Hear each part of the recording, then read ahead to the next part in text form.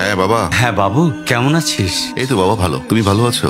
শরীর ভালো, তবে তোকে খুব মনে পড়ছে। ঈদে কি বাড়ি আসবি না? ঈদে বাড়ি আসবো কিনা বলতে পারছি না বাবা। তোমার অ্যাকাউন্টে টাকা পাঠিয়ে দিয়েছি বাবা, আমার প্রমোশন হয়েছে, স্যালারিও বেড়েছে, পুরো 1 লাখ। আলহামদুলিল্লাহ। বাবা তুমি তো বলেছিলে পিতৃদিন কখনো শোধ হয় না। তুমি 26 বছরে আমার পিছনে যত টাকা খরচ করেছো, তুমি কি জানো আগামী 5 বছরে সেই টাকা তোমায় ফিরিয়ে দিতে পারবো। আমার এখন স্যালারি মাসে 1 লক্ষ টাকা বাবা। ও এই কথা, তাহলে শোন, তোকে একটা গল্প বলি। বলো বাবা। তোর বয়স যখন 4, তখন আমার বেতন 3000 টাকা। 1200 টাকা ঘর ভাড়া দিয়ে 1800 টাকায় চলে সংসার। আমি আমার সাধ্যমতো সারা জীবন চেষ্টা করেছি তোর মাকে সুখী করতে, প্রতি ঈদে কোরবানি দিতে। তোকে যেবার প্রথম স্কুলে ভর্তি করালাম, সেবারই প্রথম আমরা আমাদের কোরবানি দিতে পারিনি।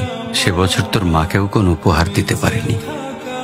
তুই যখন ভার্সিটিতে উঠলি, আমাদের অবস্থা তখন মোটামুটি ভালো, কিন্তু খুব কষ্ট হয়ে গিয়েছিল যখন আমার ট্রান্সফার হয়। রোজ রোজ বাসে চড়ে, পায়ে হেঁটে, ঘামে ভিজে খুব দুর্বিষহ লাগছিল। একদিন শোরুম থেকে একটা বাইক দেখে আসলাম। সে রাতে আমি স্বপ্নেও দেখেছিলাম আমি বাইকে চড়ে অফিসে যাচ্ছি।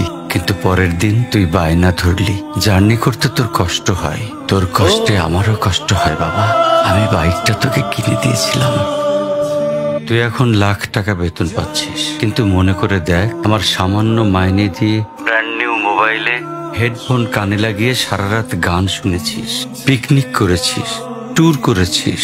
তোর প্রতিটা দিন ছিল স্বপ্নের মতন। আর তোর টাকা নিয়ে আমি এখন হার্টের বাইপাস করাই, ডায়াবেটিক মাপাই। জানিস বাবা, আমার মাছ খাওয়া নিষেধ, মাংস খাওয়া নিষেধ। কি করে এত টাকা খরচ করি বল? তোর টাকা নিয়ে তাই আমি কল্পনার হাট বসাই। সেই হাটে আমি বাইক চালিয়ে সারা শহর ঘুরে বেড়াই, বন্ধুদের নিয়ে সিনেমা দেখতে যাই, তোর মার হাত ধরে চাঁদনি পশরে সেন্ট মার্টিনের বালুচরে হেঁটে বেড়াই। চুপ করো বাবা প্লিজ, আমি তোমার কাছে চলে আসবো। তোমার টাকা না, আমি তোমার ভালোবাসা তোমায় ফিরিয়ে দিব বাবা। বোকা ছেলে, বাবাদের ভালোবাসা কখনো ফিরিয়ে দেয়া যায় না। তোকে একটা প্রশ্ন করি বাবা, ধর তুই, আমি আর তোর খোকা তিনজন এক নৌকায় বসে আছি। হঠাৎ নৌকাটা ডুবতে শুরু করলো। যে কোনো একজনকে তুই বাঁচাতে পারবি, কাকে বাঁচাবি? উত্তর দিতে হবে না। ছেলেরা বাবা হয়, বাবারা কখনো ছেলে হতে পারে না। পৃথিবীতে সবচেয়ে ভারী জিনিস কি জানিস? পিতার কাঁধে পুত্রের লাশ। আমি শুধু জায়নামাজে বসে একটা জিনিস চাই, আমার কবরের ঘরটায় যেন আমি আমার ছেলের কাঁধে চলে যাই। তাহলেই তুই একটা ঋণ শোধ করতে পারবি, তোকে কোলে নেয়ার ঋণ।